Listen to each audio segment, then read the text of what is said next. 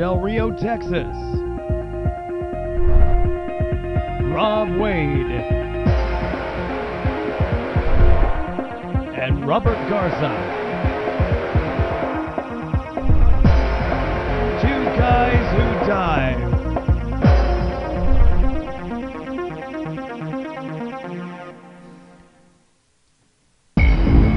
This episode of Two Guys Who Dive, recorded live Saturday, 28 December 2013, episode 90. And that's a wrap for 2013.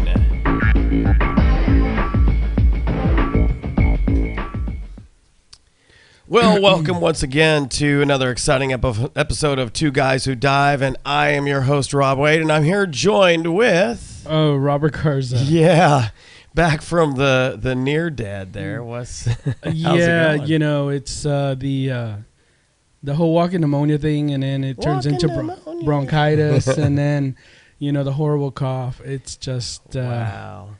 Yeah. So how are you and the fam doing? We're doing well. Everyone actually got sick. Yikes. Yeah, over the holiday season, or just should I say, the week before we broke for the holidays. Everyone. And you really broke for the holidays. Yeah, we really did. Physically broke. It started out with me. I got sick on Saturday, which was the previous week. That I had a fever of 104. Wow. And I was trembling. That was not the rockin' pneumonia. No. Or the boogie woogie So flu. that was bad. So that whole Saturday I stayed in bed. Sunday was just as bad. And then Monday I called in sick. Went to the doctor on Tuesday. Wow. And then also Sandy got sick. Then the boys got sick. So y'all were just kind of trading it around there. Pretty much. It was just a horrible thing. A slight variation on the gift that keeps on giving. Yeah, exactly. Sandy went to work one day. She went to work I believe on Wednesday. Yeah. And then after that was it. We were done. Wow. We were all sick. So I'm still the one with the cough because so everybody else is okay? Everybody else is fine. The only thing with me is the of course the bronchitis. So totally now I'm coughing. Yeah. So that's just my thing. But everybody else is doing pretty good. Good. Mm-hmm. Good. So how's the church thing going as far as your being on the praise team? Well, I haven't gone the last 3 Sundays. One was I actually went on Saturday. I had gone to go play on Saturday. So then I skipped Sunday. But everything is good. Everything's there. Cool. Yeah. Cool. You know, it's like anything else. You take a monkey off the the stage. You'll just put another monkey there to fill it in. I'd hate to think that I'm a monkey. On our of course, you have a pretty good size team, though, right? Yes. Actually, I'm just a small little part. You're like the main part. Wow. So yeah, you're not there. Lead from behind, as they say. Right? If you're not there, of course they're gonna notice you're gone. It's, for example, the singer, the actual head of the choir that I'm in. Mm-hmm. If he's not there, it's very noticeable. Obviously, really. Yeah. So, you don't have anybody that kind of steps in. No. When he's not there, they just don't play. Oh wow. Yeah, they don't have anybody. Wow. Mm-hmm. So how many actual musicians do you have? There's about 5 actual musicians. Okay. And then the rest are just backup singers. Right. So when the main one isn't there, which is so does he play an instrument? Yeah, he plays the guitar. Okay. So what other instruments do you guys have? There's 2 percussionists. Larry Campos is actually one of them. Really? Yeah, there's 2 percussionists. He is good. Yeah. He'll show up with his bongos and all kinds of stuff. He's just... He isn't okay. So then you have a regular drummer because Larry is also a very good drummer. Yeah, he is an extremely talented drummer. And then there's there's another guy who's named Mark. He comes and goes. He actually plays the actual cajon. Okay. And then of course sometimes when he's not there, Larry will fill in playing with his cajon. Right. And then there's various singers. They actually come. there's different people all the time, which is kind of weird. See, I dealt with that early on, but I had to kind of put a stop to that because it's hard to really develop the group when you don't know what you're going to have as far as the resources to work with. That's to me, that's as important with the vocalist as it is with the musicians. Right. So you have a guitarist, you have the cajon. There's actually 3 guitarists and a bass player. Oh, okay. So awesome. And then a regular drummer. Then you have the we don't actually use a full drum set. Really? We just use the acoustics. We use the Really. Mm-hmm. Wow. There is a drum set up there though because we play for one of the masses. We play for one of the English masses. Right. The drum set that's there actually is played by for the Spanish mass. For one of the Spanish I'm mass. surprised it's not used also for the English. No, he covers it up and he moves it and he kind of like don't touch it type thing. It's really? Yeah, he puts it all away. He takes the Why? cymbals and everything. That's just the way they are there. I don't know. It's kind of weird. Yeah, we could do unplugged stuff if we had to, but I just can't imagine. I mean, because we do at our church, we do pretty much mostly contemporary stuff. So, and some of it's pretty edgy, and so I just can't imagine us doing praise and worship without. Well, we do a lot of the full-on. more contemporary stuff. It's just the unplugged version. Yeah. Yeah, it'd be tough for us to really get a serious praise on the way our team is put together. But then again, I mean, the area that we're talking about is actually smaller than the studio here. For musicians? Yeah, for the whole setup. It's really, really small, so we have to go with the unplugged. One of these days, you're going to have to take a picture of your sanctuary and the I platform area and let me see, because I'm just trying to get the concept. Because I'm not familiar.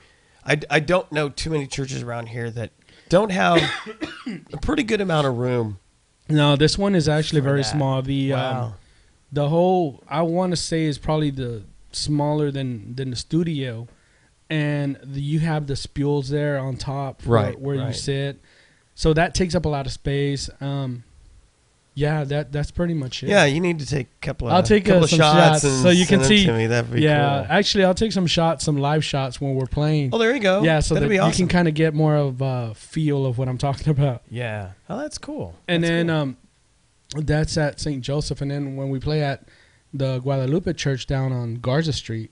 Oh, so you do 2 different churches? Yeah, we do the 2 different places. Oh, I didn't know that. Mm-hmm. When I've gone over there to kind of, and I call it jam because that's what I do at jam. Yeah. When I've gone over there to Guadalupe, there's actually no space.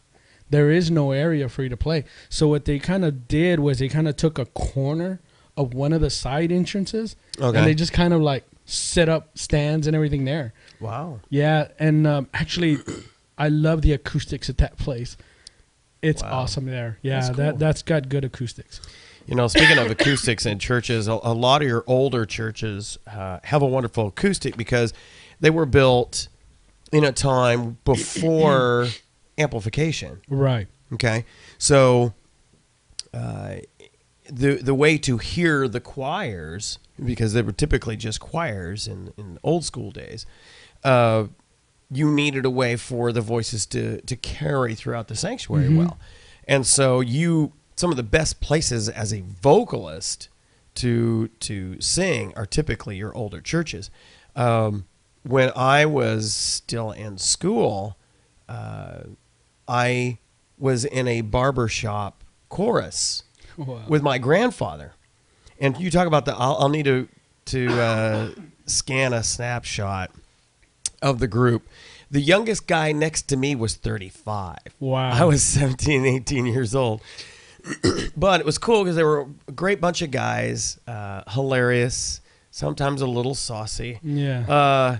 But we practiced at one of the old churches in town, big, huge ceilings. Yeah. And it was we were working on one of our competition pieces. We were going to Kansas City to compete at the Nationals, which was an awesome experience. we were working on one of our competition pieces, and it was one of our best numbers. And when you're talking about a group of 20 guys or more, it's tough to get. Not everybody's perfect, right? So, and on barbershop music, for anybody who's actually listened to it, knows that barbershop music requires a pretty good amount of precision because the harmonies are unique to the barbershop style. So we were working on one of our best numbers where everybody was usually pretty much on, but we happened to nail it one night at practice.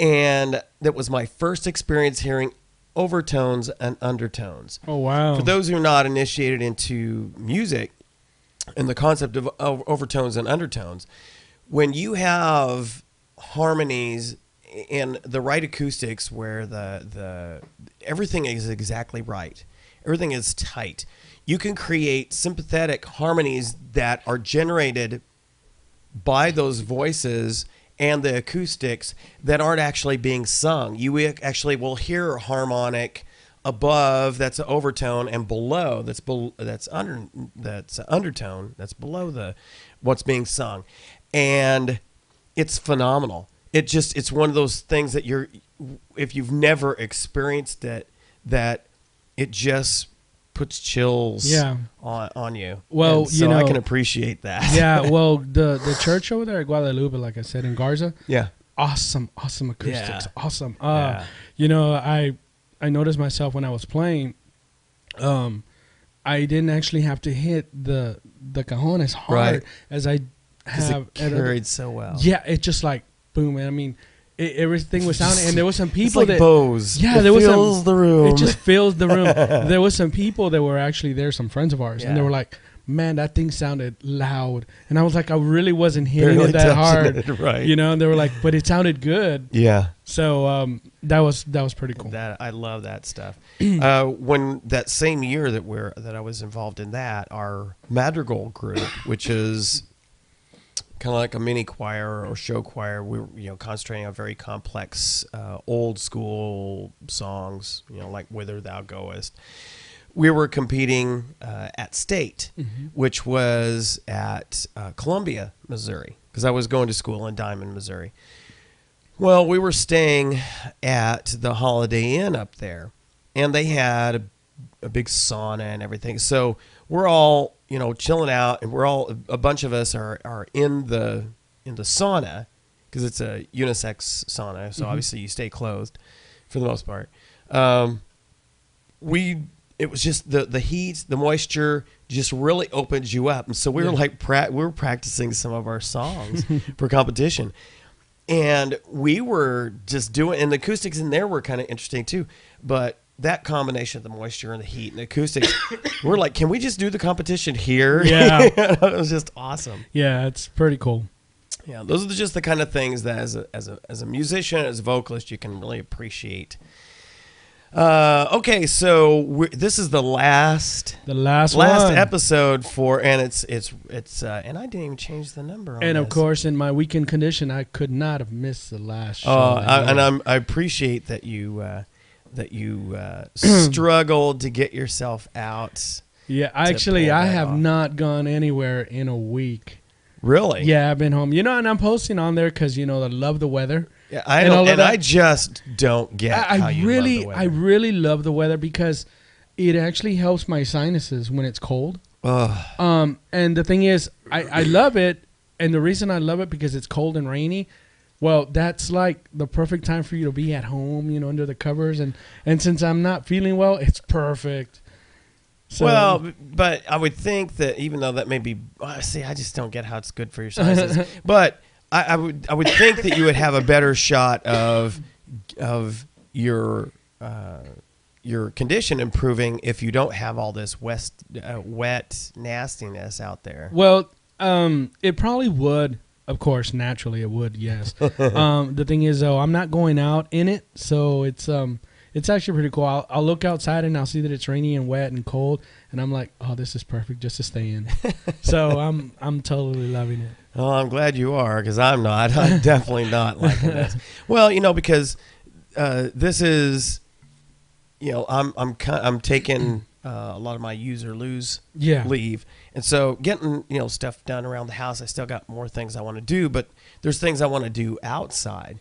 There's stuff in the shed I want to clean out and everything, kind of because during this time of the year we've got our all our Christmas stuff in, so there's a lot less on the loft areas of the shed. So I'll be cleaning. It's an opportunity to kind of clean out, rearrange, and all that stuff. Sweep things out that I normally don't get access to before we, the end of the season, the Christmas season, and we have to load all the all the stuff back in there. Yeah. So, and then just traipsing in and out, I had to mop back here again because we got all these little feet running around. They go out there and do their thing. They come in here and all you see is mud prints. They walk around.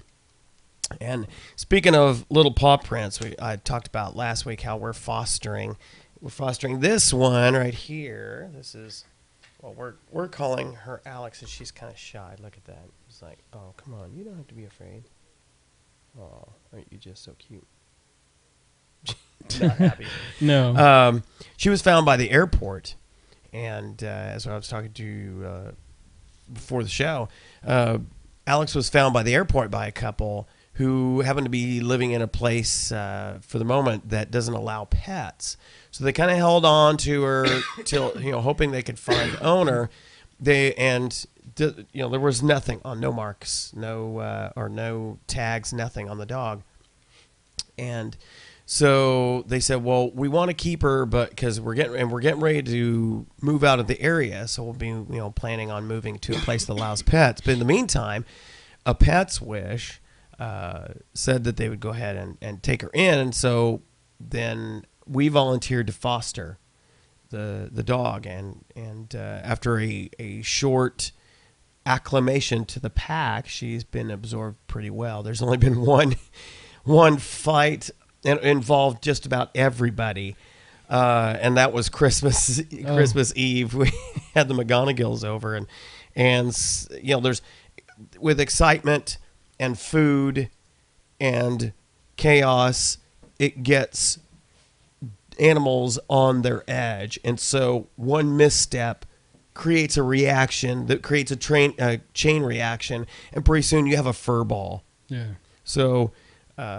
Graza, who's asleep with Ronan behind me here in the chair because I'm sitting on the edge, came away with a bloody eyelid. And, my gosh. Chiana's got a scar on her cheek. I mean, it was a mess. Oh, wow. Yeah. Merry Christmas. Yeah. But it's, we're happy to foster this little thing. She's so sweet. She is adorable. I think she's been a mom because you could tell, but but hopefully that she'll. We're medicating her now to get her over some stomach stuff that she had when she was found, and then we'll take her to the vet and hopefully get all the stuff done that needs to be done and be good to go.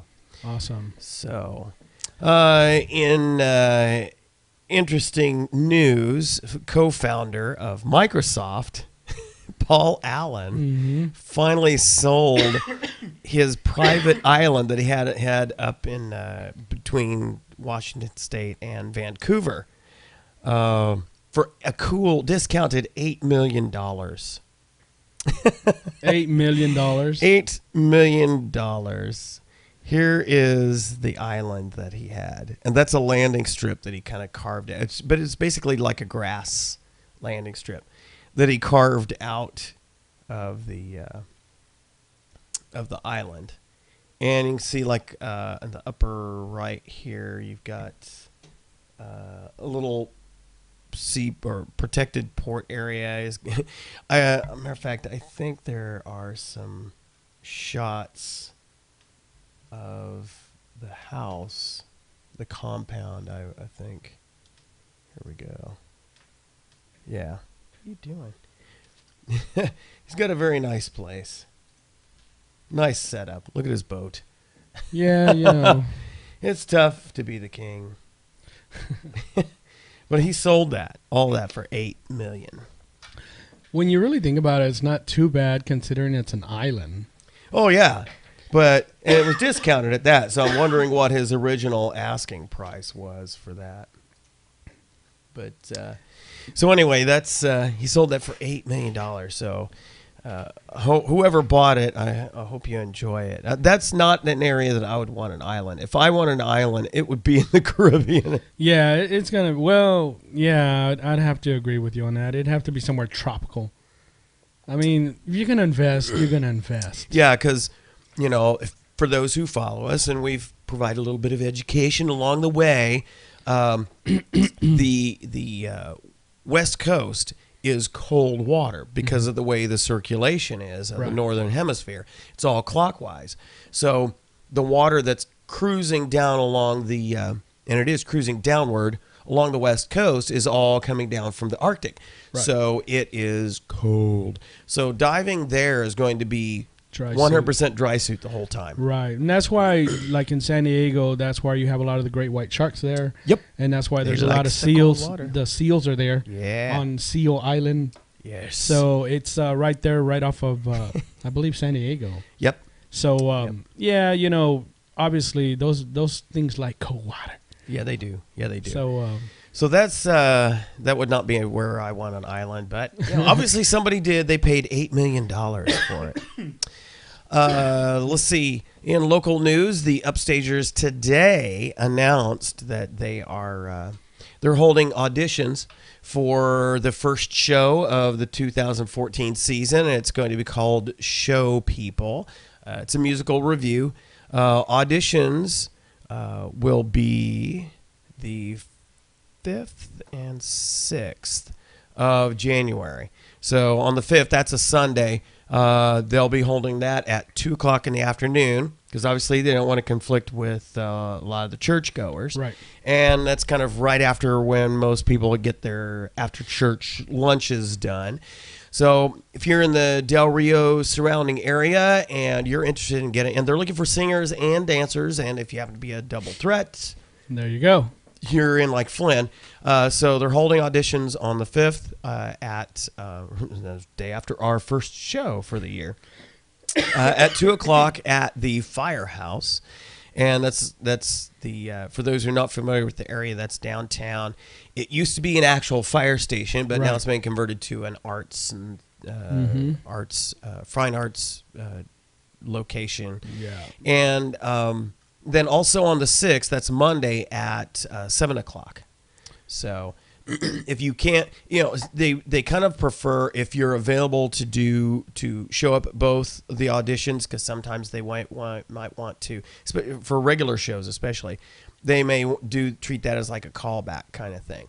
But it also gives them an idea of those who are really serious about being involved. Some people will show up on the first audition and then never show up again. Oh, that's yeah. So if you're available, show up Sunday at 2 and Monday at 7. That's the 5th and 6th of January. The performance dates for the show are the last 2 weekends, so the 21st, 22nd of February, and then the 28th and the 1st, 20th of February and March 1st. That's the following weekend. That's the 2 weekends they're doing the show. Now, normally we have more time to set these shows up, but because this is a musical review being kind of self-written, there's no lines to really learn except maybe transitions between the numbers, and everybody's going to be pretty much working on the pieces they're doing kind of independently, and they start to pull it together, so it doesn't require nearly as much time to do as a full. Are you're gonna audition? I'm sure. The beauty about those kind of reviews is that you can be as involved as you want to be. Oh, okay. Or as involved as you can. You can stay as little involved as you can avoid being convinced by the show's director. Oh, I see. Who's the director? Do you know? Fred Brockwell. Oh, Fred. Yeah. Okay. He is currently visiting his daughter up in Oregon. So wow. Yeah. So he should be on his way back. He might be coming back this weekend. Anyway, So looking forward to that.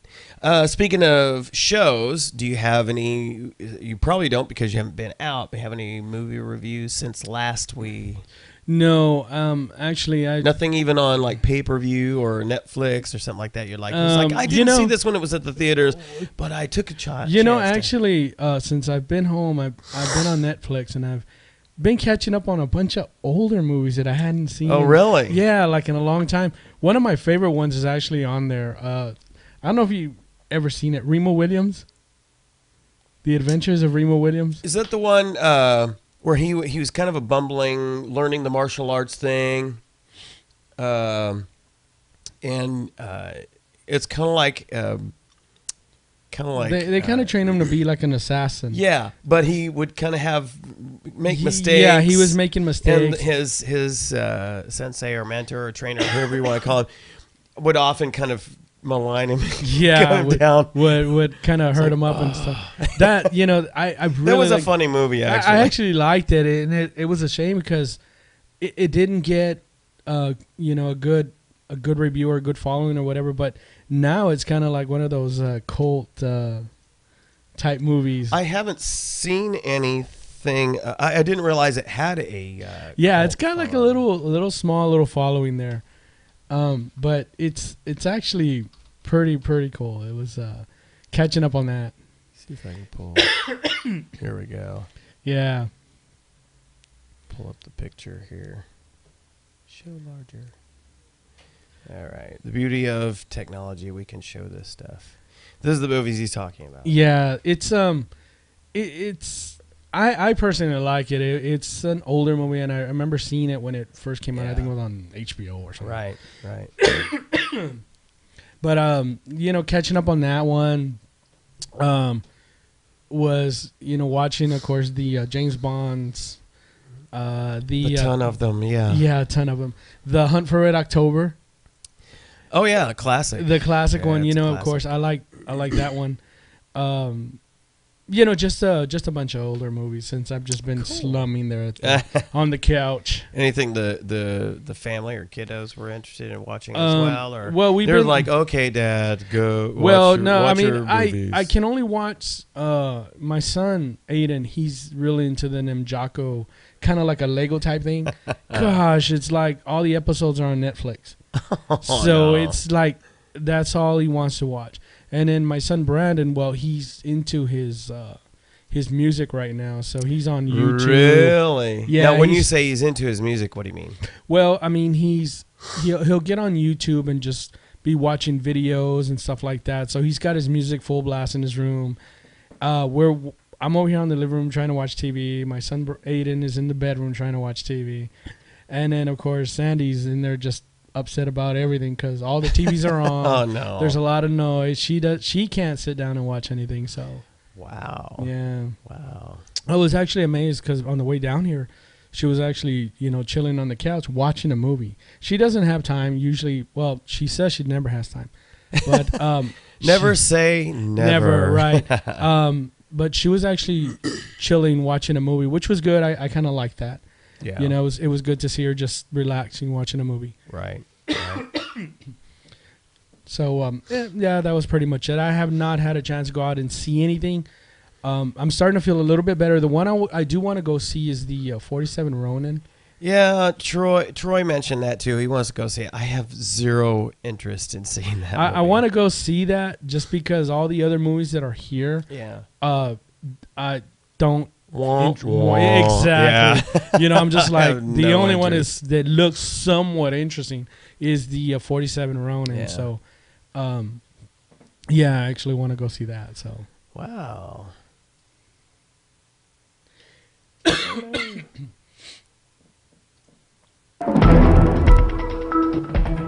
And now, a CFP news alert. Uh-oh. I was just noticing on Facebook that Del Rio Community Spotlight just posted something. Something strange just happened on San Felipe Avenue. All the vehicle alarms just started going off.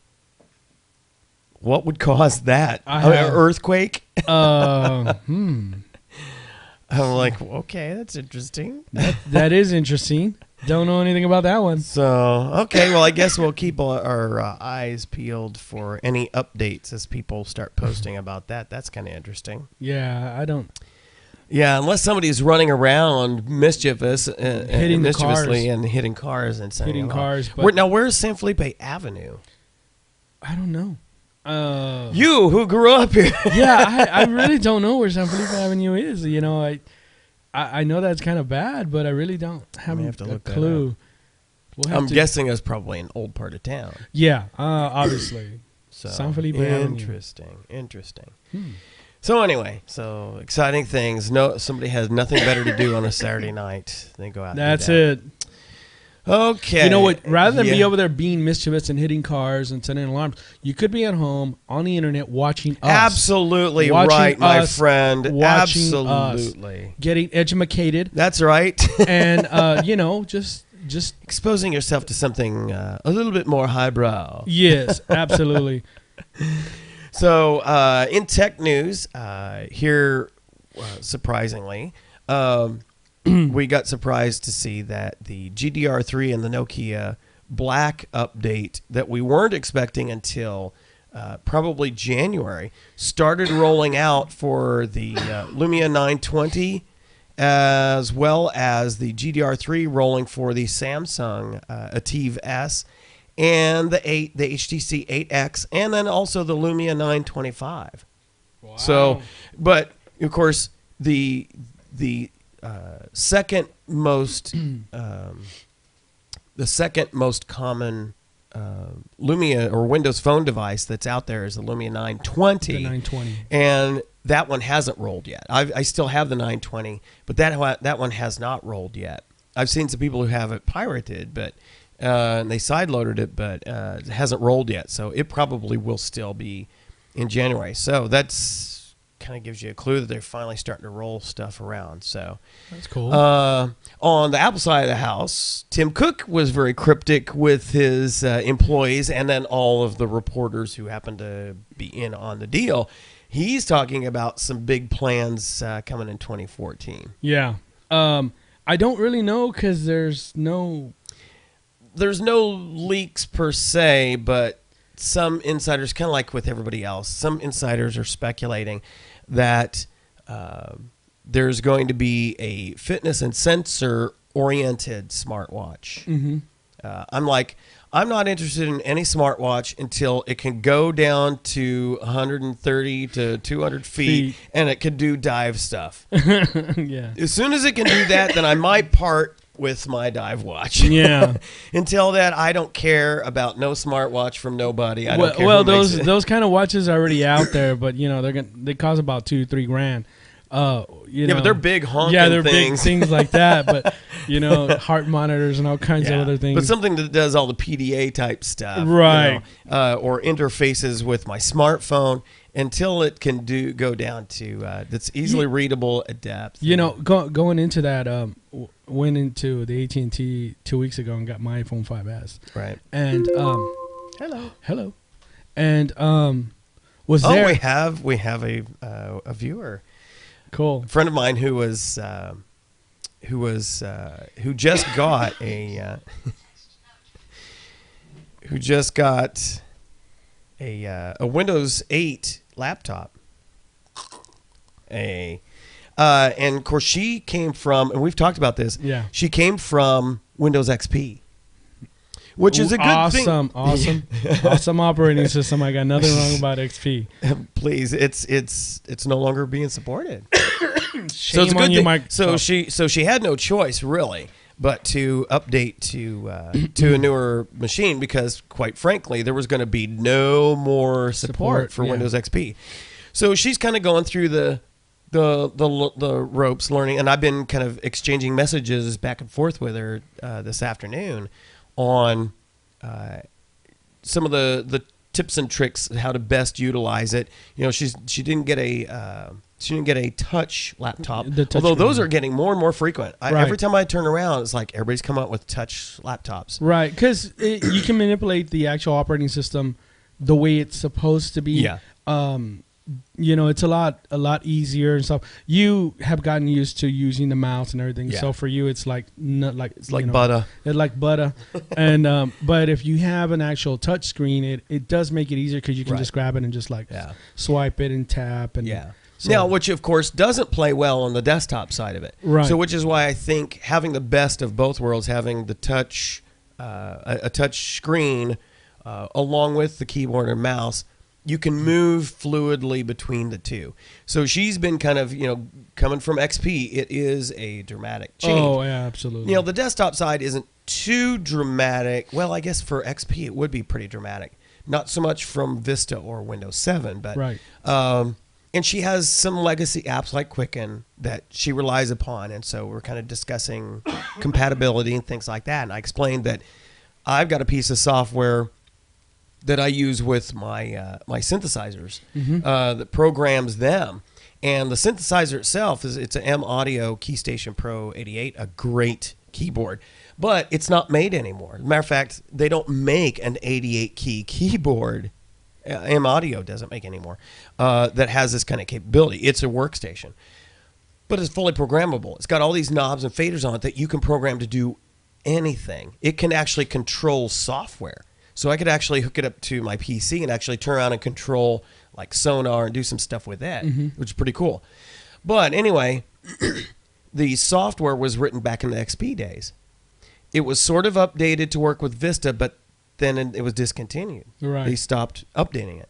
But it has worked. It's worked consistently through Windows 7, Windows 8, even the preview version. Because I went all the way from the earliest Windows 8 preview through the consumer preview through the release candidate to 8.1, and it works well.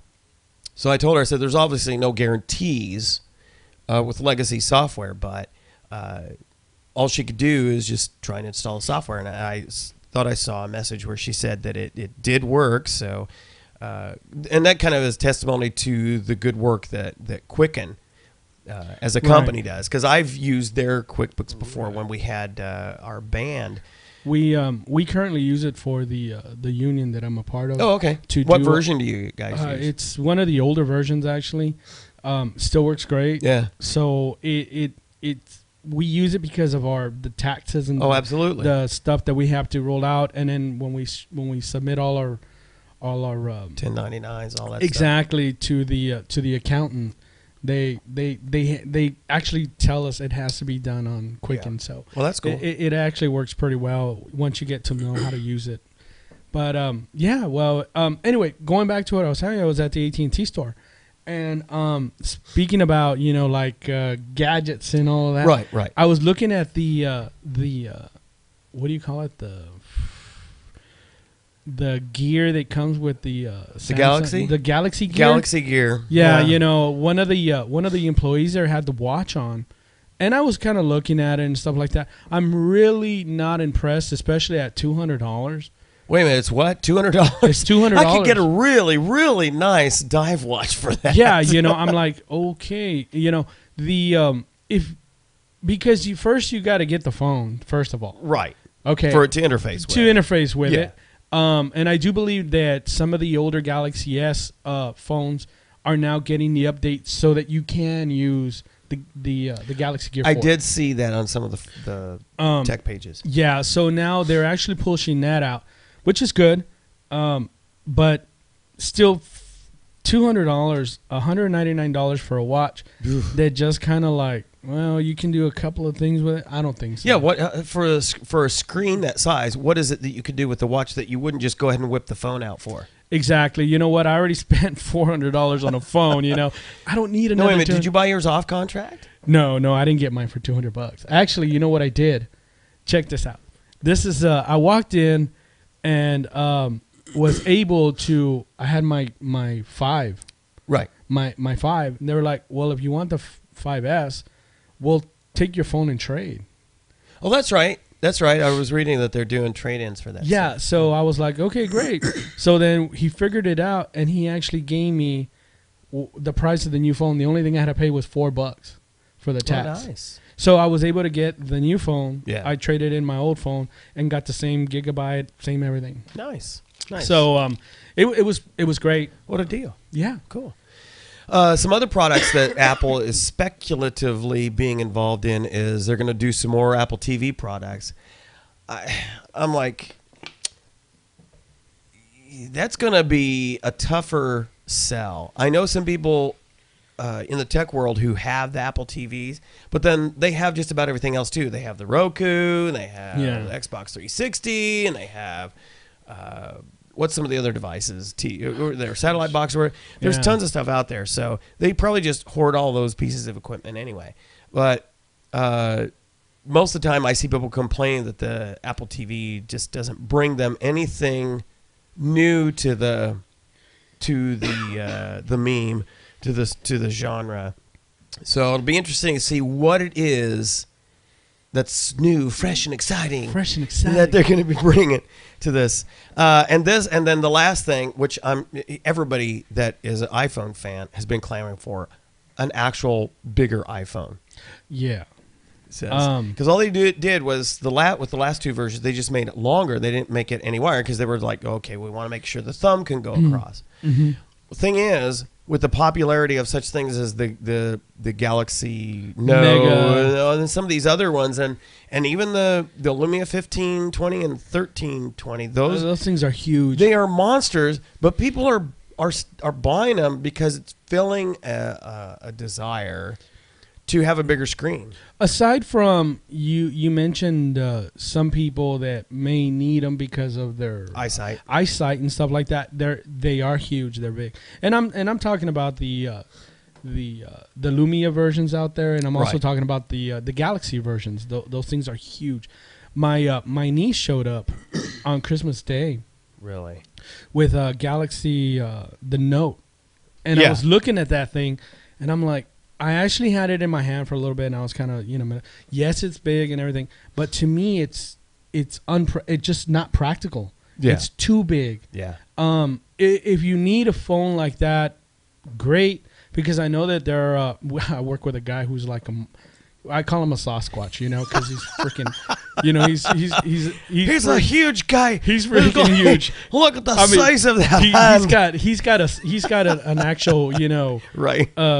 Chewbacca hand, Chewbacca. So for him, when he has the Galaxy Note in his hand, it looks like my iPhone, and it fits. It fits him perfect. So there are people out there that need those kind of phones. Wow.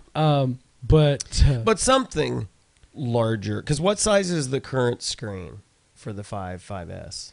The 4 point. So probably going to a 5 would be a sweet spot.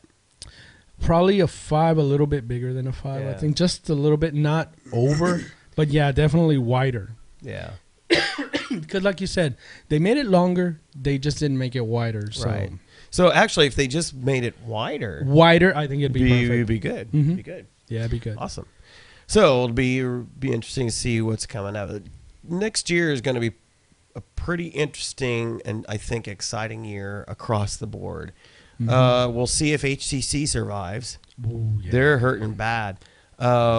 Despite having a product, the HTC One, I understand, is a very popular device, but it's the one that's selling. The other one too that I heard is just getting bashed is RIM. Yeah. Well, now they're just called BlackBerry, but I'd be surprised if they don't fall. They had a what was it, their stocks actually earning dropped. Report? Yeah, the earning report was actually 80 million or something below. Wow. So I mean they're just going down. They're tanking big time. Yeah, they're going big time. Meanwhile, Nokia has been advancing. As a matter of fact, the 520 just has now become, as far as Windows Phone, has become the #1 most frequently purchased one, followed by the 920, and my favorite, the 1020, is kind of out there with the 1520. It's filling a niche. Yeah. Filling a niche, but it's not selling at and I keep telling people it's the price. You get you're selling the 520 at $60 off contract. Yeah. Oh yeah. Walmart got a big end cap of those things, a whole chunk of them, and those were gone in 2 days. Mm-hmm. So, it just shows you, if you got a decent product that you can get out there for the right price, you can grab people's attention and sell it. So, but Nokia or Windows Phone has been gradually, very steadily growing. In the U.S., the iPhone is it. Everywhere else in the world, Android is it, and it's kind of going back and forth now. Windows Phone has actually been making some headway in a number of markets against the iPhone, and so I think this recent signing of Apple with the number China, one Chinese market, China I think Mobile. that's going to help them out. Definitely. I know that stocks went up huge. Yeah. Because that was a long time coming. They worked on that for a long time. They worked on it for a long time. And, of course, China, I think it's China Mobile, something like that. Yeah. China Mobile. They have, of course, the largest customer base in China. And the iPhone wasn't actually available for it. So now they're going to make it available. So they're hoping that that's going to... Yep. And I'm sure it will, obviously. So, what'd you get for Christmas? Actually, for Christmas, Santa brought me some headphones that I wanted. Really? Yeah. Let me guess. Beats Audio. No, I actually already have Beats Audio. I've had them for a while. Yeah. But what I wanted was actually some headphones that I could use when I bike ride. Oh, okay. I wanted some that actually had good sound. Right. I had some specs that I wanted. One, they had to be made by Monster. Two, good because quality. Good quality. Two, they had to be water resistant, and they also had to have the actual deal to where I can actually have them on, and if I get a phone call, I can actually answer it. Okay. Yeah, it kind of like the standard headphones for right. So wham, I found it. So Santa brought me that. The only thing is, since I have been home sick. You haven't really been able to take advantage Actually, of them. I've been using them at home while I'm watching TV. But it's not as fun as actually trying them out on the road where you're really going to put them through the test. And I have put them on, and I've shaken my head and kind of had them on for a couple of hours, and they will not fall out of my ears. Now, see, I like that. Which is pretty cool because they don't but do you feel like you have cauliflower ear after a while of wearing those things? Because sometimes you have, and you're like, you pull the earpieces out, and your ears, you're like, oh. Okay, I have not had that. The only problem is that the little sponges that actually go in the inner part of the ear, you have to break them in. So that was part of the instructions. They'll break in after 9 hours of use. Oh, so you gotta wear them. I'm wearing them at home, to trying to get them loosen up a little bit, but they're still kind of stiff. But the sound is awesome. Nice. Yeah. Nice. So what else did you get? I got my phone. All right. And of course, I got some sweaters and some shirts, and always get the infamous pair of socks. Oh yes. Yeah. So always socks or ties. Yeah. So, but that's pretty much it. Everything else went to the boys. Nice. Yeah. Cool. So that's pretty much really what I wanted was just the headphones. Right. Yeah, so. Well, you got something good. Yeah, the big thing for us, it was sort of a gift to each other, was the Xbox One. Love, of course, those who follow. I almost upchucked my water here. Really? Just hearing that. No. Those who follow us know that I do PC gaming. I don't do consoles, and so this was purely not a gaming machine for me, even though that obviously that's what they sell it for, but it's got other features that I was looking forward to. Being able to have the voice and gesture control, which is pretty cool. It's pretty cool. Being able to just walk in and say Xbox on, and it turns everything on. Be able to change channels, do all this stuff with either voice or hand. And of course you can use the controller, but I'm pretty much am getting myself used to the voice and gesture interaction. It does facial recognition. So once you've signed in, so Tara and I both signed in, if you get into camera shot, it says, "Hi, Robert," or it says, "Hi, Tara." So it recognizes you, and you see your little Avatar? Xbox avatar show up, and whoever is in the room of those who are officially recognized, it'll show a little bar to show, oh, I can recognize you're in the room. So we can have a conversation. I can be looking at my screen, how I want it to look, and then Tara may say, hey, can I check some stuff out? And she'll say, Xbox, show my stuff, and it switches the screen to show her configuration. Oh, wow. Very, very cool. Still, fine tuning. It learns you, and you kind of learn. You kind of fine tune the field of view for the new Kinect, so it can see your hand motions and everything. Very cool. I'm looking forward to. I installed whatever apps I needed. I'm looking forward to some of the changes coming on board next year. There's big updates that are coming for Windows 8, for Windows Phone, and for Xbox to start integrating them. Cortana is coming on board. That's the new voice system. Some additional integration of the operating systems is coming in. It's just very cool. It was very neat to be able to say, start up Xbox Music on there, and it saw all my music. Yeah. That was very cool. So I'm really enjoying that. Haven't even scratched the surface on what I can do with it. No, but, not at all. Really, really having a good time. At some point, I'm probably going to break down and throw, if there's any free games to put on there, just to see what that experience is like. But, let's put it this way. It's a 1080p or 720p, depending on the gaming machine.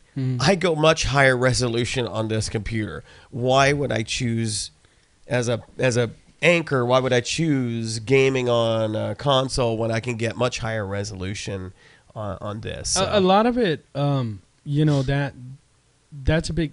I don't want to say debate, but that's actually a big discussion. There you go.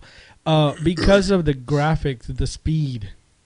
You can see some gaming, and you can raise the resolution on a PC game, and it looks great and everything else. But when you actually play it over there, even though it is 1080p, the motion of it is a lot faster. If you have a processor like I got in this machine, that ain't a problem. Right. Well, I've got a great video card, and that's the thing is you can pump as much hardware as you want to in a PC to get it into that sweet spot where you have the maximum graphic detail, the maximum shadowing, and the maximum. But it comes at a cost because you had to pay a lump sum for this. Worth it, you see. But most people are just like, well, I'm just gonna go ahead and go this route. Yeah. And so it's kind of like well, you got a $500 device versus a $1,200 device. Right. Yeah. So of course. The PC does a lot more. Yep. It's running our show. It's doing our show. It's running our show. So, but that is one of the things. Wow, that's pretty cool. My son actually was, Dad, get me an Xbox Live. Oh, the account. The account. Yeah. And I was like, well, yeah, sure. Because you got a 360, right? Right. Yeah. So we have it, but he wants the Xbox Gold thing, and we're like, should we get it? Should we get it? All his friends have it, so I think we're going to break down and actually maybe just... It's worth it because of all the other things that come with that. Right. He can, do a lot of other stuff. His friends are actually on it, so I think we're gonna go ahead and do that. I wouldn't mind seeing them drop that price to like $50. Yeah. That would be better. It's about, what, 70? Yeah, it's like $70, I think, for the year. Yeah. If they dropped that down to $50, I think that would be more enticing for people to do. I think they would get a much higher participation. Or just make it free, like my PlayStation. Yeah, but then you don't get all the things you can get with that are rolled into the Xbox Gold package. So eventually you might, and of course they'll probably then start charging for that. But yeah. So if you want to, it just really comes down to what you want to afford. So I also got, this is pretty cool. Let me switch to the primary camera. Hard to see this. A limited edition Captain America. Captain America with this display stand. It's very, very detailed. It's awesome. This is gonna go. On my desk. I have my Mark 1 and Mark 4 Iron Man characters at work. So I'll bring this one up there. It'll be pretty cool. You gotta put him up there. Yeah. Cool. And then also Tara got me for my Lumia 1020 the camera shell, which is pretty cool. Right now I've got the charging shell on it. But the neat thing about this is, because I've really started getting into the photography, is it's got its own battery in it and controls and everything, and it's just got a heftier grip to it, so it's real easy to attach. There you go. That's all there is to it, and so it basically turns it into a more full-fledged camera. It actually looks like a camera. Yeah, actually it looks like a camera. So you get much more solid control, and it's got a hard to see there. It's got a actual tripod mount. Oh wow! So because this takes such fantastic pictures, the ability to put it on a tripod, because there's voice control apps, so you can actually have it do a timer, so you can just get out in front of the camera and then tell it to take the picture. So talk about automation. So I was really excited to get that, and it adds another day's worth of battery life to it too. So if you're out there doing a lot of video and pictures, obviously you can eat up a battery. I don't care what phone it is you have or what camera it is, you can eat that up if you're doing a lot of pictures and video. But the fact that this has its own rechargeable built-in battery extends that life, so you can do a lot of photography and videography with it. So really happy about that particular addition to the... That is cool. That's pretty much all you really needed now on the phone was that attachment to make it like an actual camera. Yeah. And then, of course, you can still receive phone calls. Right, exactly. So it's... Stop bothering me. I'm taking pictures and video here. Yeah. Just deny. Yeah, exactly. Just turn it upside down.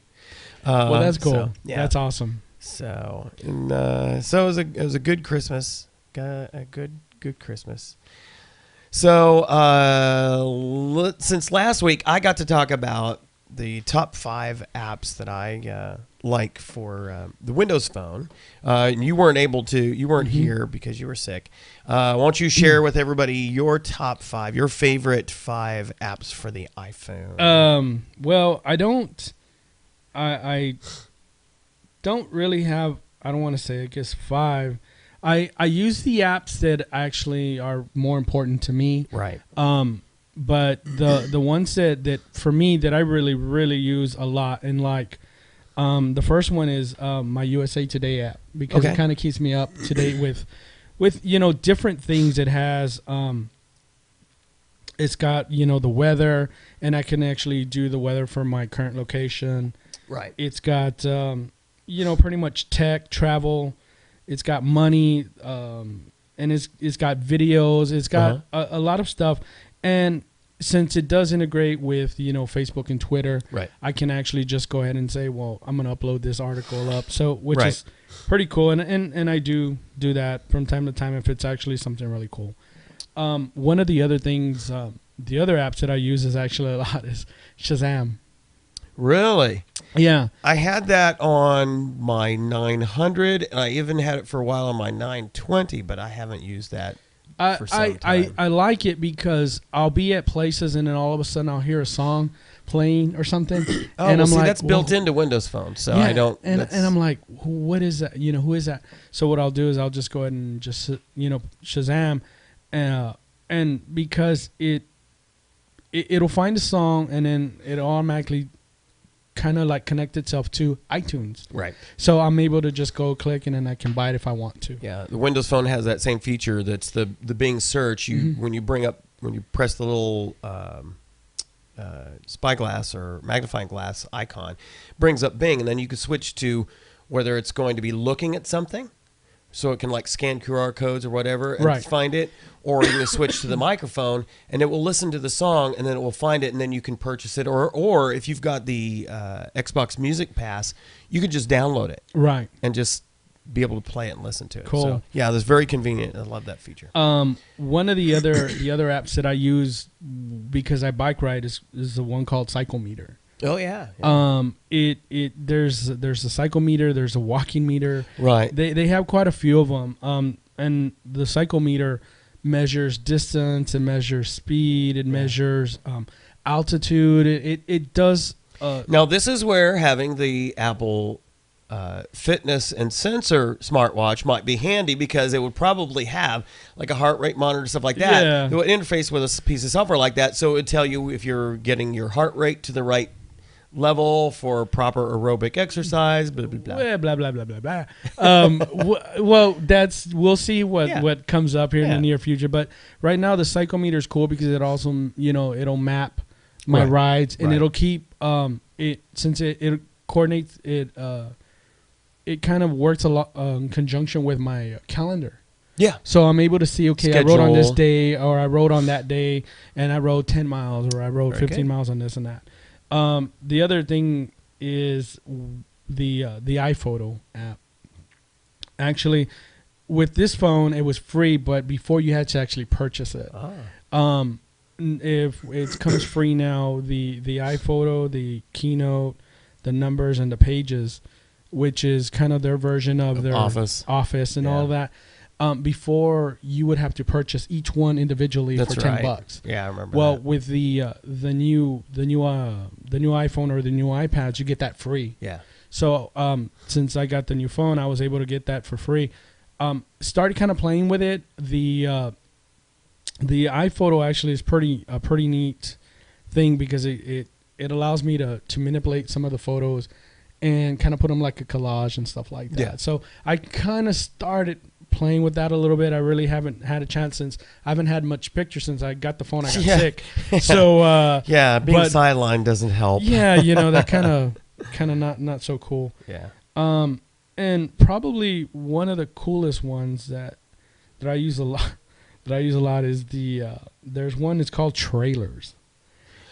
There is. I've seen that on the Windows Phone too. It's an actual app that I actually got when I got this phone. You're able to actually see all the iTunes from iTunes actually.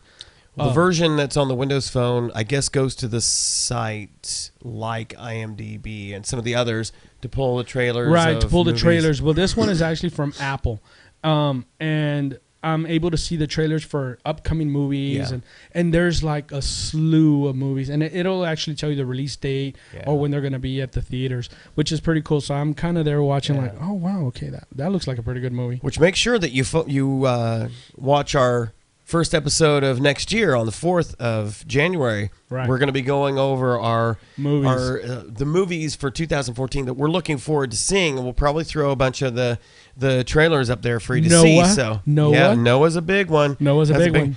Next year is going to be a big I'm year for Christian movies. I'm amazed you didn't know about that one. Huh? Remember when I mentioned it? I go, I saw it. I hadn't seen and of course now it's plastered everywhere.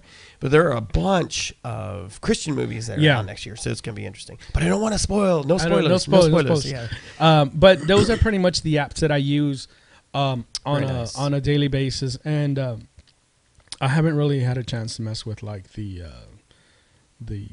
numbers and all all of that stuff.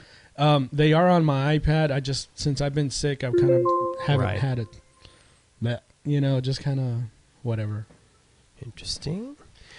So, okay, real quick, I wanted to blast through. I don't know if you had a chance to list some, but I was going through pondering what I consider some of the things. This is by no means an exhaustive list, but some of the things that I consider to be sort of the best and the worst of 2013. Okay, no, I have not had a chance to do that. So you can weigh in on any of these that you want to. Okay, that sounds awesome. Okay, I'm going to kind of go back and forth between best and worst. One of the best things that I think was the Bible on the History Channel. That the History Channel put something like that on, Right. And it was that was headed up by Roma Downey Jr. Or Roma Downey, yeah, Roma Downey Jr. Yeah, and her husband, Roma Downey, not Junior. Junior. I keep thinking of Robert. Roma Downey. She was from, what was the series? Seventh. No. It was a Christian. It's an angel movie show. I'm drawing a blank. Anyway, she played an angel. Yeah. So she and her husband put this produced this, and basically took highlights from Old Testament to New Testament. Had unprecedented numbers, especially for History Channel, but it was one of the most highly rated, watched series all year. And I read that they're working on a sequel. I'm thinking, what? Wow. How would you do a sequel? No. There was not a third testament. No, I figured they're probably going to be focusing on putting more detail in particular parts of the Bible. So, or maybe just going back again and hitting because there's so many great examples that they could use. So who knows what it's going to be, but it's spawning a crazy number of solidly high quality Christian movies this next year too. So I think it's a great thing. So that's one of the best on my best list for 2013. Now, on the worst side, the Lake Amistad drought. Oh God, I concur with that one. As a diver, that killed. That was disastrous. Even though that I didn't get into the water, just seeing the lake, it was depressing. God, that was bad. Yeah. Hopefully, is it going back up? It is going back up. Awesome. It is going back up. It's been steadily, especially with all the rain we've had lately. I'm just so miserable with this weather, but it has been slowly adding more to the water table. So, so it's coming back up. But that's just you went back up. So that's improving. Come here. Our foster baby wants back up again. There we go. She took a nap. Yeah, took a nap. Probably had a drink of water. So flipping back to the best, Pope Francis. Oh yeah, yeah. He's changed. He's kind of changed some stuff. He's shaking it up a bit. Yeah, I like that. I can't say that I 100% agree with everything that he has come out with a position on, but generally speaking, I think he's been doing some great stuff, and I think he's excited.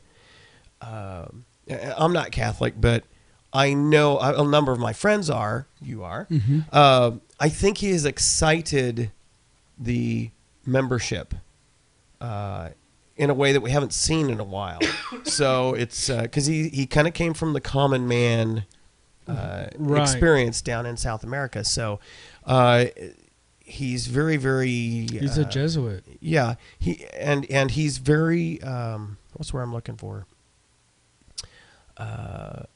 Very down to earth. In other words, he has not been out of touch with the average person's experience, and so the compassion that he has is sincere because it's born of his own personal history. Mm-hmm. So I think he's doing some great things. He's rejuvenating, I think, the church, and it's always a good thing. We actually were having this discussion earlier today, me and Sandy. Really? Yeah, ironically enough.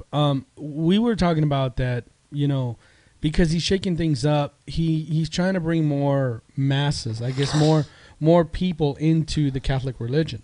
So I would say that he's kind of changed. He'll discuss something, but he's avoiding certain too controversial stuff. Exactly. Yeah. Because he doesn't want to scare, I guess, people off. Yeah. So he's trying to get more people in, and that's where I think he's doing a great job. But with some of the controversial topics, at some point he's going to have to address it. But I think overall he's had a very positive effect on the Catholic Church specifically, but on the Christian faith, bigger picture. I think he's had a positive effect, which is good. Flipping back to the worst, kind of related for those of us who are divers, the furloughs. Artificially closing Lake Amistad. There was no reason for the furloughs to actually close the lake. It's kind of like going to a place where they say, swim at your own risk, there are no lifeguards on duty. Exactly. That's exactly what should have happened. There's no reason for them to have actually chained up, fenced up, gated the lake. I mean, that was ridiculous. That killed one of my classes. It killed diving for the time that was going on. That was just ridiculous. There was no reason for that. That was pure politics. Yeah. Killed my diving. I was so angry. I just, aside from them not being able to monitor, I guess, the fishing, or I don't really know, because there's no point in closing the lake. Well, that's what the sheriff's department was doing. The sheriff's department was actually stepping up that, because I would see them going out there cruising and checking people out. Yeah. So that was crazy. So that was just ridiculous. Okay, flipping back to the best. Cloud services are really matured this year across all the platforms. It's kind of neat because, there's competition. Competition is always good, but it just means that the excelling and the advancing and maturing of cloud services across the board is just phenomenal. And making sure that the infrastructure is there, security is there. Again, I'm big on the ubiquitous access to my data and media. And so I go back and forth between laughing and shaking my head at people who are like, oh, I don't want to store my stuff on the cloud because I don't want people getting into my private stuff. I'm like, if anybody wants to get to your private stuff, they're going to get to your private stuff. Look at Target. Yep. There you go. You thought that was secure? They have a lot less at stake than companies that their sole purpose is to secure your data, right? To hold your data. I would much rather trust even Google, who will sell you they will sell your sister for a dime. I would trust them over I would certainly trust it over the federal government. But the thing is, whether you know it or not, your stuff is on the cloud. If you have email, your email is being housed, unless you were like me for several years where I ran my own server here. Your Exchange, Yeah, I had my own Exchange server for a long time. And so my email was here. I was my own host for my email. And finally, I just didn't want to go through all the hassle.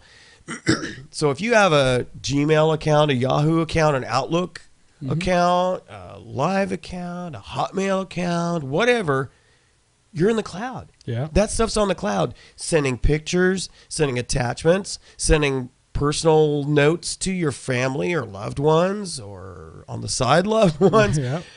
That's all on the cloud. Yeah. So you've been exposed to it. You leaving you have voicemail, that's on the cloud. You send texts. That's on the cloud. Yeah. You are exposed to the cloud all the time. You upload a photo to Facebook. You're on the cloud. The photo stays there. It's not staying up there like in somebody's pocket. So why not just find out the service that provides, whether it's the iCloud or whatever Google calls theirs or SkyDrive for the Microsoft stuff, whichever one serves you best, why not find out which one that is and then use it to your advantage instead of letting it all just be used to somebody else's advantage? Like, for example, mine, of course, I have Apple, so I use iCloud. Contacts, everything. I don't have to worry. I went from my old phone to my new phone. I just logged in with my and it's all account. There. Bam, it was there. Even my photos were there because I have my Synced. phone set up to where, if I take a photo, it uploads to my photo share. Me too. So everything is there. And then Sandy was like, hey, I'm missing pictures or whatever. Well, her phone wasn't set up that way. So now with her new phone, I fixed that, so now all her contacts and everything else. And my son, his phone also, he's got all his contacts. So everything is up in the cloud for us. Yeah. So if you see somebody on Facebook saying, hey, send me your address or your phone number or whatever because I've changed phones or I lost my phone, I'm like, yeah, that is bad on you. Yeah. I think the only time I've had that is the person goes, hey, I lost my contacts. I'm like, what? They're like, yeah, but they had an old school flip phone still. Well, yeah, because that's all stored on the SIM card. It's stored on the most SIM. of your current smartphones have a way for you to import those from your SIM card to the phone, which means it can then get backed up to the cloud. Okay, flipping back to the worst things for 2013, Obamacare. I'm sorry, but that is a disaster no matter which way you talk about it. Yeah. I, as a federal employee, I can tell you, I have zero confidence in the federal government to do much of anything right other than protect us with the war machine. Yeah. Which is its constitutional requirement. It's not required to do. In fact, I still maintain that Obamacare is unconstitutional. I don't care what Chief Justice Roberts said. He was either flummoxed or somehow coerced into making this play. But it's been a disaster. The website is still a disaster. It's socialism. It's going to become fascism. Pretty soon, doctors are not going to be able to do anything unless they're part of the program. Yeah. Mark my words. That was the biggest crime perpetrated on this country. And people are, next year, when the hammer falls and people actually have to start paying into this thing, they're going to start seeing all these extra fees that they weren't told about, all the extra costs that they weren't told about. It's a disaster. Yeah. So back to the best, our dive trip to Grand Cayman. That was just awesome. We had a great time with Trisha and Gay on that trip. They were able to go with us. We had such a great time. It's a beautiful area. Interestingly, that was where Tara did her first saltwater dive when we were there on a cruise. And so this was Gay's first saltwater dive. So, and it was what a great experience. It was just a lot of fun. If you get a chance to go to Grand Cayman for diving, it's well worth it. Beautiful, beautiful area. Back to the worst for 2013, the war on Christianity. That has been, you've seen it with the latest, of course, with the whole Duck Dynasty thing. Yeah. And of course, thankfully, A&E changed their minds. And I cautioned everybody, those who were lambasting A&E Network for their original decision to suspend Phil Robertson, the patriarch of the Robertson clan, the Duck Dynasty folks, for comments that he made in a magazine. Yeah. It wasn't even on A&E, it was on a magazine. It's like they didn't know what these people were about, but they finally realized that it was financially irresponsible for them to continue this course of action because they were in danger of, I'm sure, of losing the show. Well, because the actual family had already come on and made a statement saying that if he's not going to be on there, then we're not going to film any more episodes. Yeah. Well, we're pretty much done, and they're the second ratest. They're the second highest rated, I think, next to The Walking Dead. Yeah.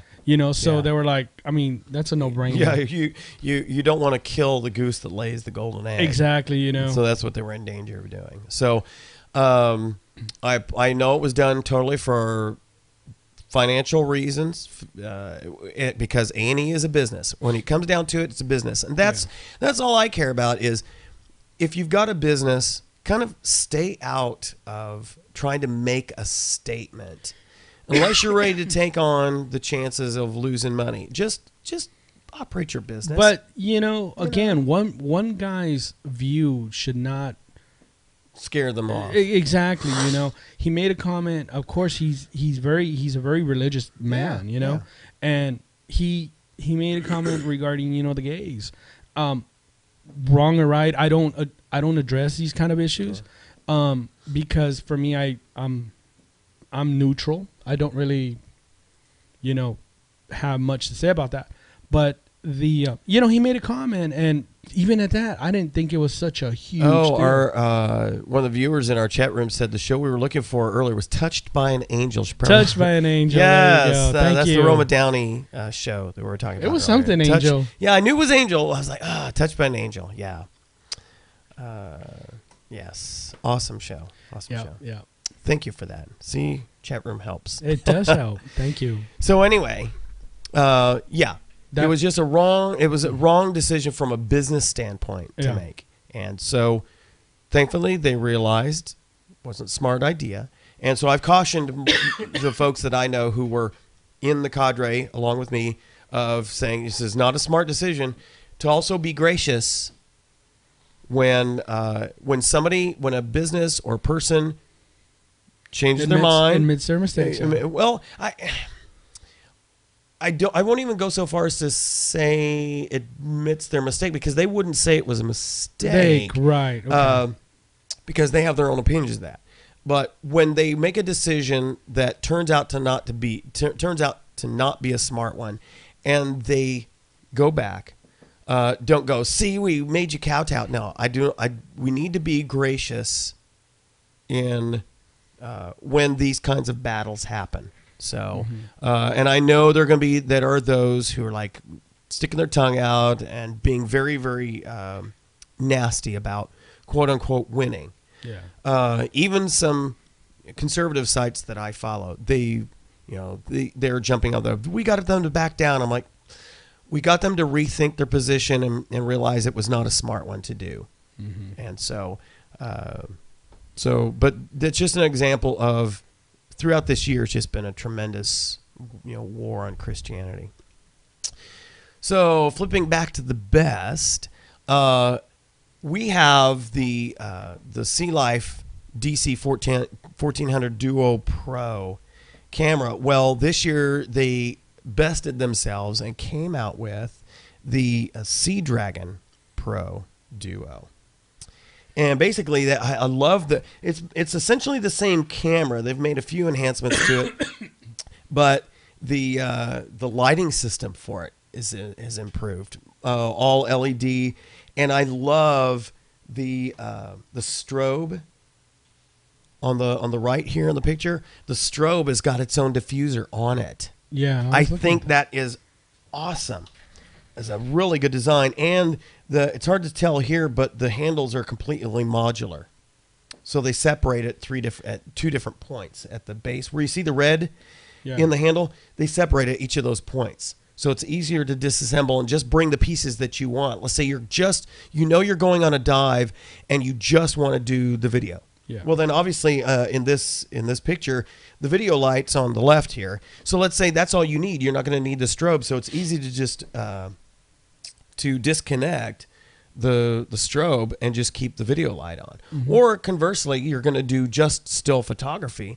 You don't need to bring along the video light. Yeah. So you can easily disconnect that and bring along the strobe and the built-in diffuser. I love that feature. I haven't seen what the price is, but I won't be surprised if it's a noticeable amount higher than what we paid for our Pro Duo 1400, the original version. But we definitely like ours. I mean, if you've watched the show, you've seen some of the video and pictures that we've taken with it. It's a fantastic camera for a pretty reasonable price to be such a high quality and capability. Related to that, I'll just go and jump to the next best is the GoPro Hero 3 Plus. That is a phenomenal series of cameras. I actually had the opportunity to get that from Santa Claus, but I opted, I went on the lighter side and said, no, I want the headphones instead. Yeah. But that was one of the I really was like on the fence. I was like, shit. And Walmart sells. I don't know if they sell all three model. They do. They do? Okay. Because they do have a bunch of the accessories, mounting brackets, everything. Now, this is a very small camera, but it's got very good optical stabilization to it. It's along the lines of what's in my Lumia 1020, which has built-in optical stabilization. So the video you can take with, especially going to the high-end one, the $399 one, it's phenomenal, and it's rated down to 130 feet. Yeah. So if you're looking for a little bit less expensive, actually a lot less expensive camera, it still gets you some good 12 megapixel pictures. And of course, now the only downside, I will warn you, for those who are interested in this camera. The downside is that there is no viewfinder. Mm-hmm. So you need the Wi-Fi capability and the typical apps. Now, because it's got a wide angle lens, you basically, it really is a point and shoot. You just, matter of fact, the way it's designed, you basically, as soon as you push the button to turn it on, it starts recording or taking pictures, whatever mode you've got it in. So you're pretty much going to get the image that you get wherever you point it. So a viewfinder isn't as critical, but so it's perfect for the purpose that most people get it, which is to attach to some sort of a mounting, whether it's on a helmet, Right. on a chest harness, or on a holder at the end of like a guitar or a bat or a stick or something. It's perfect for that.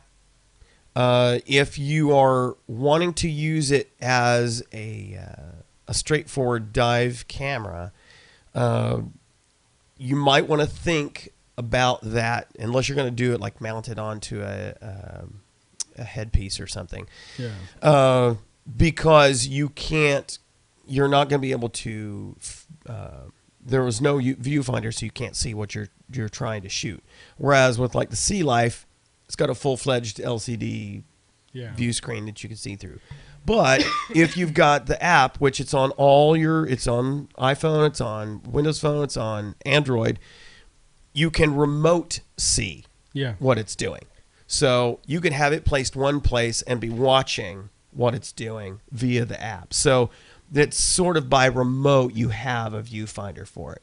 Right. Which sometimes that's convenient, sometimes not so much. Right. But, these things actually do some awesome video. Oh, absolutely. If you go to their website, if you've never seen these cameras, you can actually go to GoPro.com. Yeah. And they have a bunch of where, novice people and just users of this camera have actually uploaded video that they've done, with these little cameras. And they are phenomenal. Yes. They are awesome. I mean, they do snowboarding, skiing, diving, skydiving. What do you call them when they do the paragliding? Oh, yeah. Crazy stuff, where they're flying in between, canyons and stuff. Yeah. So really cool, but they're awesome, and they are available at Walmart now. Yep. So. And so well worth it to get into that kind of videography or photography, especially as a diver. That's a good, inexpensive way to get started. I think there are options for like lighting kits and stuff like that for it, but this would be a good, I guess what I would call entry-level start into that as a diver. And then just kind of like we did with the Intova setup, eventually you'll get to a point where you really kind of get hooked into it, and you'll probably want to upgrade to something like a Sea Life or some of the other pro or semi-pro level equipment for diving and doing photography and videography. But it's a good all-around camera, good quality, good optical stabilization. Let's see. On the worst list, those who neglect or abuse animals.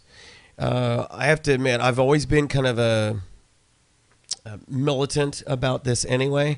But since Tara and I have been volunteering with Pet's Wish here in Del Rio, we just keep seeing all these poor animals that are left running around in various conditions, usually poor condition, abused, neglected, left out. It just makes me insanely angry. We've got this little thing, this little sweetheart that we've been fostering, and I just can't imagine people treating them the way they do. Yeah. But it's if you're going to have a pet, you need to decide to take care of it for life. Period. That's all there is to it. You need to do whatever. I would sacrifice a lot to make sure our animals are properly taken care of. And we spoil ours. We take care of ours better than a lot of people take care of their kids. Yeah. It's that simple. But there's just no excuse not to properly take care of pets, whether it's a dog or cat. And there's so many poor animals that we see through coming through a Pet's Wish. Yeah. And there are a lot more that we don't see. There are a lot more that end up in the picked up at the pound and being put down. Right. That just angers me. I know that the cats, because there's a lot of wild and stray, stray cats. Automatically, I know the city has still got that same policy to where if they get them, they're just going to put them down. Yep. So if you do have a cat, please be responsible. Take it and get it fixed so it won't have, loads and loads of kittens, because these things end up, out on the street. A lot of them are starving, and be responsible. Just if you want to have a cat, they do produce a lot of offspring. Get them fixed. Yeah. And exactly. Same with the dogs. Yeah. Put a collar, get a current tag on them. Yeah. Because that way, if they do get free and somebody can catch them, you can track them. We can find out who they belong to by looking. All we have to do is call the vet that the tag came from. Some actually have that little chip now. Yeah, as a matter of fact, the Pets Wish, as part of the adoption process, they do the whole thing. They do the tag, but they also do the microchip. Yeah. And if you have a pet, make sure that you've got the proper environment for them. Don't leave them sitting out here at 2-degree weather or whatever it is. Give them proper care. Make sure that if you've got a dog, that you don't just have them chained to something. Build a fence. If you can't put a fence up or a large run for them, you've got no business having an animal, period. There's no excuse you can give me for having an animal if you don't have either they're a house dog or that you don't have a proper run for them to have plenty of room and exercise for. Simply no excuse. Flipping back to the best, I'll make this a double. For me, I love the Lumia 1020. If you're wanting a Windows phone, you can't get better than that. And I'm sure you're going to say, if you want the iPhone absolute, the best is going to be the 5S. The 5S, because it's the newest. And they did do some improvements over the 5. It is a lot faster. I've noticed that. It's a lot faster. I've noticed that the Wi-Fi for some reason is faster than on my 5. Yeah. Just little things. So yeah, absolutely. The fingerprint reader, I'm still on the fence. Yeah, it's okay. Because I just put my thumb on there and it it unlocks. But it's not something that was like, wow, Yeah. I could see that actually being more useful on an iPad. Yeah. Because there are more people out there with these things that they use them for work. They use them everywhere, and sometimes they're a lot easier to be picked up than a standard phone. My wife's laptop, it's of course Windows 8. My wife's laptop has the little thumb reader, fingerprint reader. Yeah, she uses that. But so cool. On the worst, last one I have is polluters, specifically. Polluters in general, because I see them every day. But as a diver, let me show you. I mean, I have to show you. This is what this does when people leave stuff, even in inland waters, like rivers. Mm-hmm. Let me show this.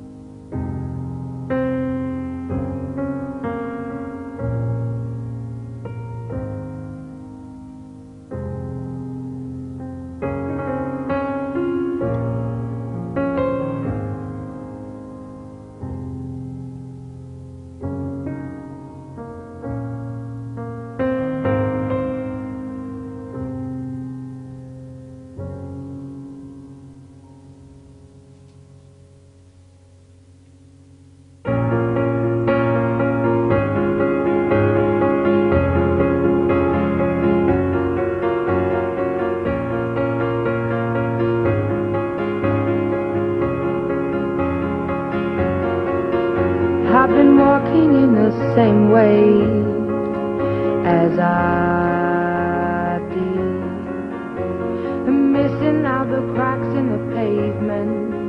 tutting my heel and strutting my feet. And we see this Is there stuff. anything I We do. can do for you, dear? Is there anyone I could call? No, and thank you, please, madame. I ain't low. The size of Eastern Australia, or twice the size of Texas. From my hometown. This is what it causes, people. Memories of phrases from my hometown. Ooh, the people I've made.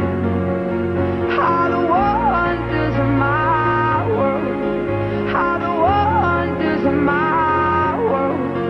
How the wonders of this world. How the wonders now. I like it in the city when the air is so thick and opaque. I love it to see everybody in short skirts, shorts and shades. I like it in the city when two worlds collide. You get the people and the government, everybody taking different sides. Shows that we ain't gonna stand shit. Shows that we are united. Shows that we ain't gonna take it. Shows that we ain't gonna stand shit. Shows that we are united. So that is, and that doesn't even scratch the surface. I have seen pictures of what the refuse that's out there does to these animals that are out there, and we dive in this. Mm-hmm. And so we see this even out at the lake.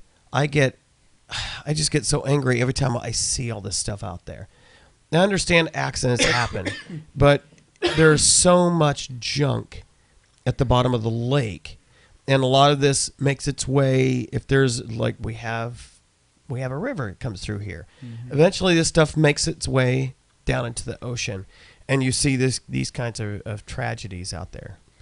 Seeing tires, cans, bottles. Lots and lots of bottles. Mostly for all these drunk people riding around on their boats, and they just toss things over. Yeah. Because they're too lazy to put it where it's supposed to be, where it can make it to a proper landfill. Where we tend to dive a lot is usually by the cliffs. Yep. Where people are idiotic. Yes. You have no idea how. And I used to be one. I used to jump when I was in school off the cliffs and everything else. Because you didn't know what's We there. didn't know what was actually there. Well, when you see how close you are from smacking your face on a rock, you would think twice about that has jumping a off. bunch of bottles and cans. Right. So even if you didn't die from folding your head up, you can very easily get shredded. You're gonna, they're all just hanging right there on the slope because that's where they just accumulate. Yep. And of course, and then the fishermen with their fishing wire. Yes. Whoever allows people to fish from shore is just, I don't know, that's crazy. Yeah, it's bad. Yeah. So please think about the next time you're considering tossing something out. It's just put it away. Just bag it. Bag it, throw it away properly. Mm-hmm. Don't drive down the street throwing stuff out, because eventually that's going to collect somewhere. Usually it's going to be in a waterway. Yeah. Okay, so those are just some of the best and worst for 2013. Again, next week we're looking forward to that one. That's going to be fun. I invited Nick. Nick to come by, so he's going to check his schedule, make sure he's available. But so cool. We may have 4 of us here. We have to bring in some munchies and or some popcorn or something, since we're talking about movies. Yep, sounds good. Who is Troy coming? Yeah, Troy's going to be here. He's working on his list. The Troy. So be getting your list together so we can get that ready to go.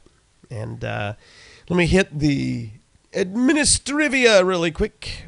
Okay. Next Del Rio Dive Club meeting after our holiday hiatus. 16 January at 7 p.m. Rudy's Restaurant. Love to see you there. Have some great food and watch Watch if he shows up. We'll see if Robert brings his world famous Sweet Baby Ray's to put on his. Yeah, I'm sure.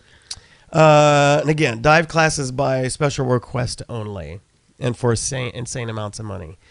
And of course, we've got our 2014 movie list coming up on 4 January. Our first episode of the year will be episode number 91. We're approaching 100. The 100. Are we do going to something? We needed to think of doing something special for 100. Something special for that. But we won't do what I did on my 100th dive. Yeah, or on my first open Right. one, on my training dive. Sadness. Yeah. You can always follow us on our website, delriodiveclub.com, or check us out on Facebook, Del Rio Dive Club, or send us messages through Skype at TGWD, and we'd love to hear from you. Just a real quick plug again, I talked about him earlier. A Pet's Wish here in Del Rio is still looking for some solid, dedicated help. It's always tough during the holidays, and they've been really pouring their hearts out there this week for help. And people have been coming, but we need people who can volunteer for consistent. Tara and I volunteer. We're able to consistently do Monday evenings. They need a morning and an evening help, but 2 or 3 people at a time would be good. Just if you can plug in on a regular basis, it would really help things out. So just look them up on Facebook, A Pet's Wish, a great opportunity to help these poor little animals that are neglected and abused and left stray out there. Mm-hmm. If you would like to get in touch with ScubaBob here, you can send him an email. Yes. rsgarza821 at yahoo.com. Yep. Or follow him on the Twitter at rsgarza435. And of course, you can follow me on the Twitter at robertcfp, or send me an email at robert.wade@cetifox.net. And as always, have a great time doing this show. Looking forward to the beginning of the new year, new opportunities, new challenges. Got a lot of stuff going on this next year. Hope you all had a great and blessed Christmas, and hope you all have a very safe New Year's. If you go in, we'll be doing the thing at church, a midnight service. So we're looking forward to that. Yeah. So if you are the party animal type, you're going to go out to those parties, please have a designated driver. Be safe. Consider that there will be people out there who aren't thinking about your best interests, and I would like to not hear about any fatalities around here, because of partying too hard. So we always have a great time. We look forward to seeing you next time on another exciting episode of Two Guys Who Dive. See ya.